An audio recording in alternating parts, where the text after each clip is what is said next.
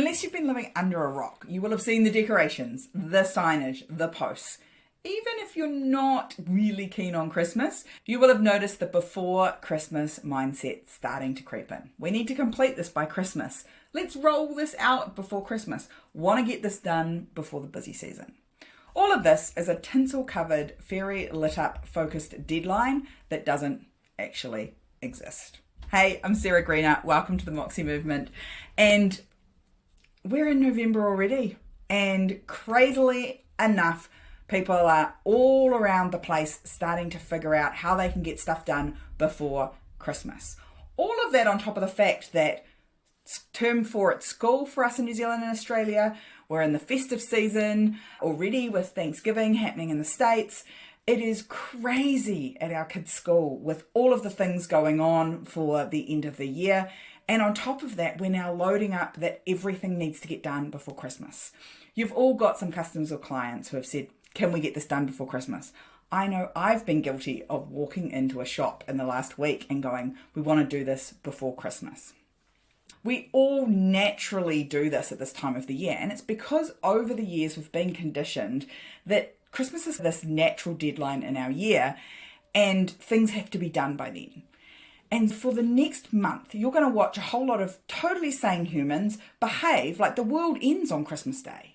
If we don't get it done by then, it's never getting done, Sarah, which is just not true. And as you go into this time of the year, I want you to be really mindful of that in your life and in the people's that you work with life as well, so that they're not starting to feel the same pressure from you or vice versa.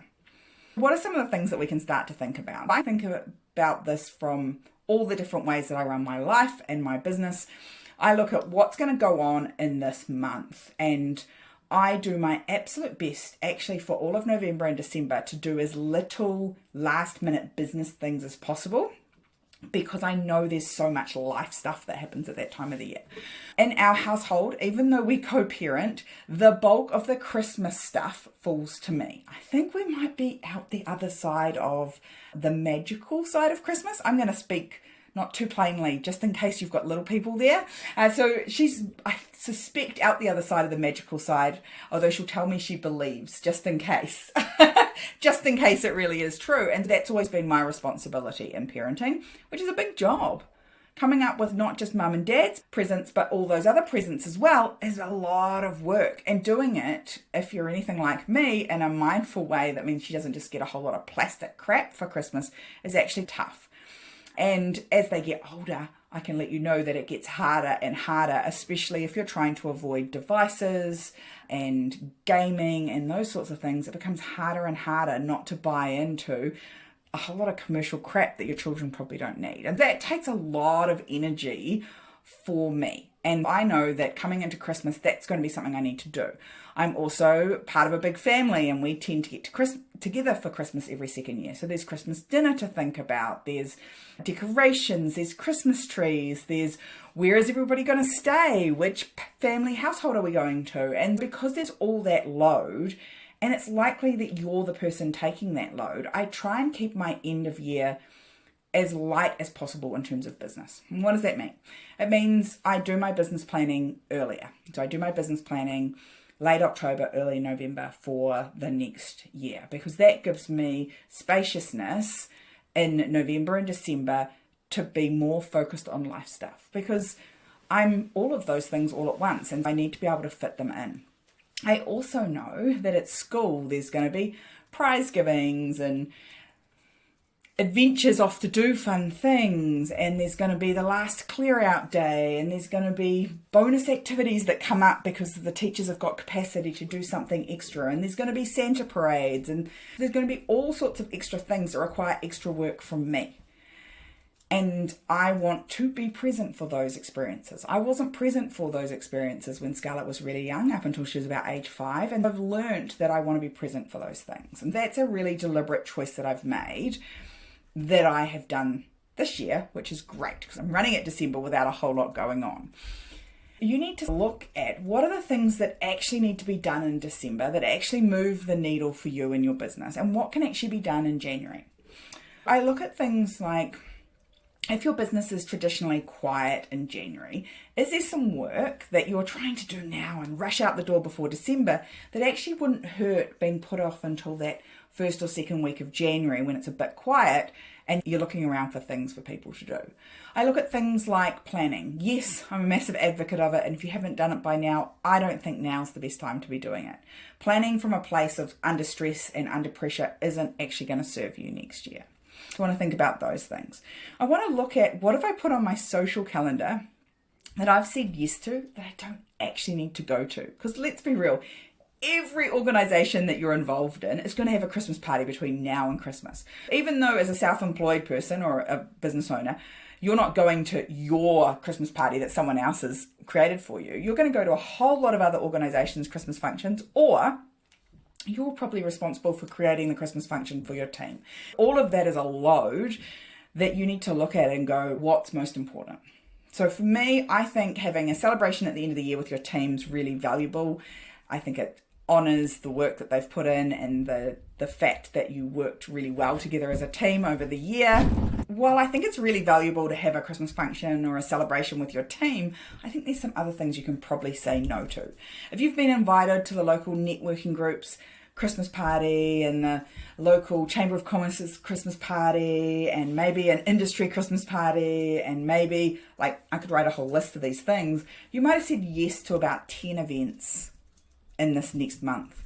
And that's a lot, especially if you've got to host your own team's Christmas party and you've got your own family Christmas to organise. I always think about at this time of the year, what can I say no to and who are the people I can celebrate with and connect with at another time of the year when there's not so much going on.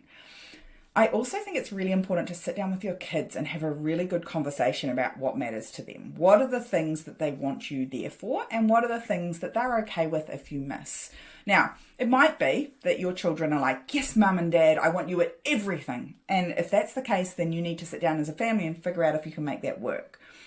In other cases, they don't want you to be at everything, which is cool. But asking them what they want from you is a really great way of taking some stuff off your plate. Decorating and doing all the Christmas decorations was something I used to think we all had to do together. And I was like, oh, is that just a rule I'm making? I was like, Scarlett, do we need to do this all together, or can just you do this with Dad when Mum's away? And it turns out it's something she wants to do all together. I'm like, okay, cool. So that has to go in the calendar as something we're going to do together as a family versus me just going, actually, just get it done. Just, Scarlett, you can do it on your own sometime. So she actually sees that as an experience that we do together, which is cool. I love that. It's a memory maker for her. And so we're going to make time for it. There's other things like maybe wrapping all the gifts that she's, yeah, I want to wrap one or two, but I want to sit there and wrap all of them with you, Mum. Figuring out what's important to your kids, whether it be activities at school, activities around Christmas, social activities, figuring out what matters most to them and making time for those things, not everything. So for me, December is really about a time of filtering what I'm going to do with my time and saying no to a lot in the month of December. Scheduling time to catch up with friends in the new year in January or February or March so that I've got some spaciousness in this month. And then I'm looking at clients' requests.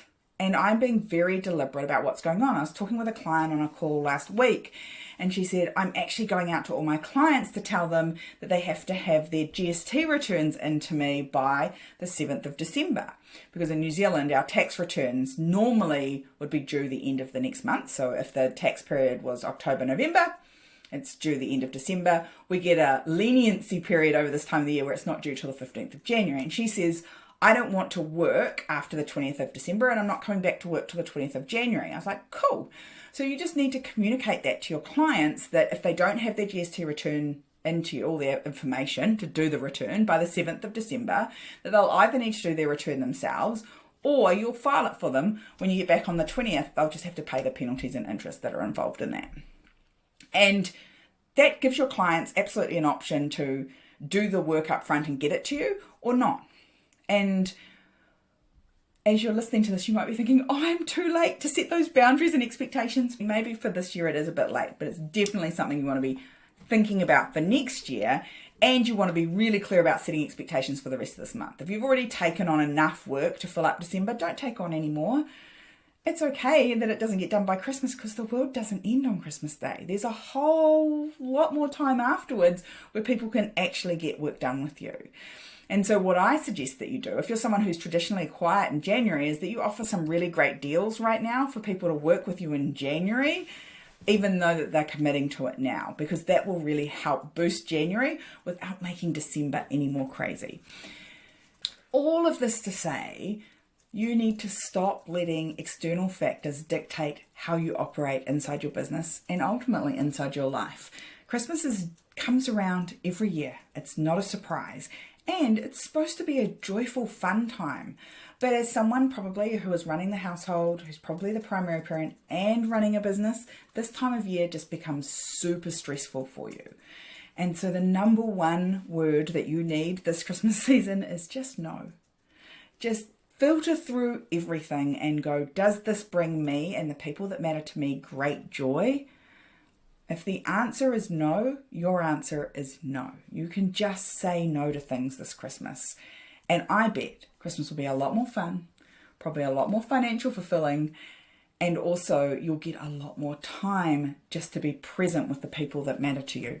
And that's really what Christmas is all about. Stop letting everybody else's shoulds dictate what you do, because that's what we're all about here at the Moxie Movement. We're about being the exception to that list of rules that society has created. And Christmas, she comes with a big old list.